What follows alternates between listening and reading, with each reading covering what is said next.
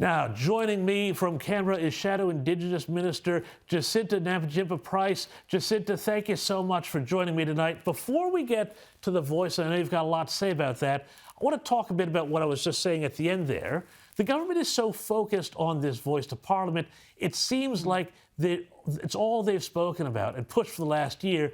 But what about the cost of living? The government has been so focused on this, it's forgotten the majority of Australians, including Indigenous Australians, who are doing it tough. What do you say to that, Jacinta? Oh, well, that's exactly right. I mean, this government has broken promises. At the election, they said that they would lower power prices for everyday Australians by $275. Well, they've done the absolute opposite. That they're supporting Australians with the cost of living. They've done the absolute opposite. Everyday Australians are really feeling the pinch right now, finding it difficult to pay their bills, to be able to put food on the table for their kids. And they put all their eggs in one basket in terms of this voice referendum.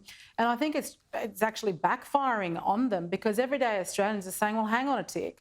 Why are you spending over $300 million on this referendum when you should be doing your job to make our lives easier and not rushing toward zero emissions, at the speed of light, while making sure that our power prices continue to increase, and everyone's suffering as a result. Everyday Australians, Indigenous Australians also are suffering, along with everyday other Australians.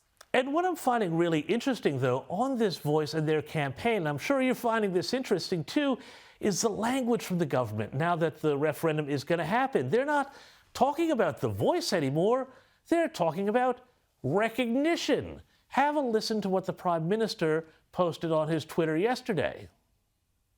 Parliament has said yes to holding a referendum. Now the Australian people will have a chance to say yes to reconciliation and yes to constitutional recognition of First Nations people. Recognition, reconciliation, who can be against that? But I feel like they're missing a key word here, Jacinta.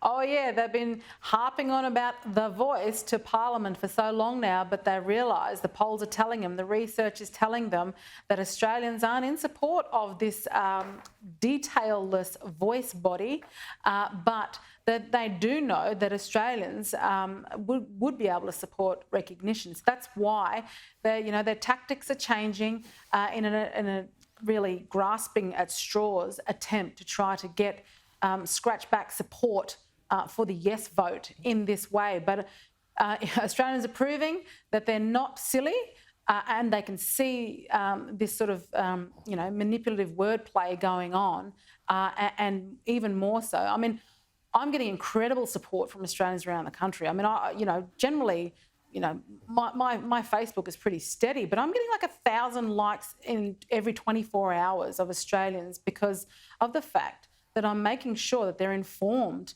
going toward this referendum, and they're wanting to be informed going forward.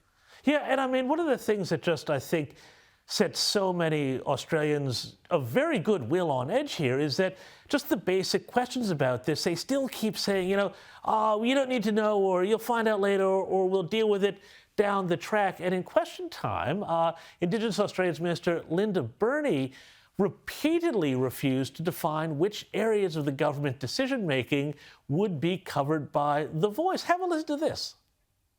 What areas of public policy will not be within the scope of the voice? If she listened more carefully to the debate, she wouldn't have to answer that question. What I find absolutely appalling the leader of the opposition is that I mean, how can Australians be expected to just give a blank check to this when the minister in charge of it refuses petulantly to give them any detail? That's exactly right. And when she refuses to give details, she then goes on the attack. And this is what Labor are doing. They go on the attack. It's name calling.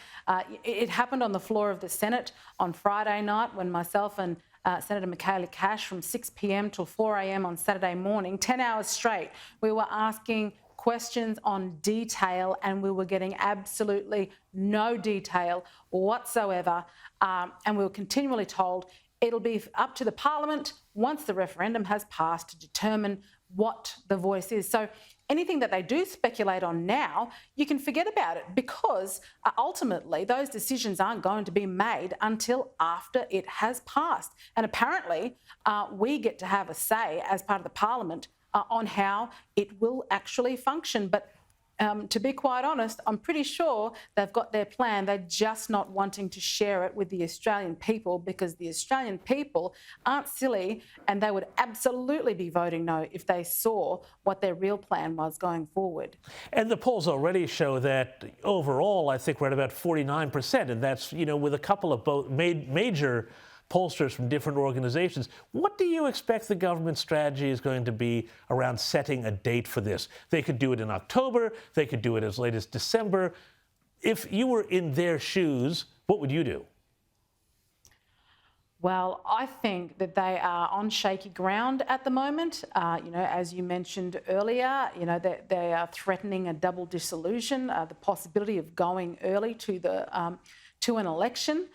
Which I think would be political suicide, but that's an option that they're considering at the moment. They don't, again, I think they're trying to find their feet in terms of strategy and providing a date for the Australian people. But they need to do that sooner rather than later, because it's a sense of limbo going on at the moment. And Australians are still calling out for detail, which they are not getting. But they're pulling out all the options by the looks of it in some sort of desperation. Finally, one last question for you, just quickly. You're closely associated with the No campaign. We're going to see in coming weeks and months a huge full-court press from the Yes campaign. What can No supporters and people who are on the fence and thinking about No expect to see from that side of the campaign? Oh, look, they're re-strategising the Yes campaign. Obviously, they're going to be shying away from using the voice word. They will be using as much emotional blackmail as possible in an attempt to convince people to vote yes. So I would encourage Australians to really understand, you know, get informed, absolutely get informed. Go to the Fair Australia website to find out exactly why we're saying no to this referendum going forward, and share that far and wide. Be informed before you cast your vote at the referendum. That's what I'll be asking Australians to do. Senator Jacinta Nampijinpa-Price, thank you so much for your time and your words of wisdom. Really appreciate it.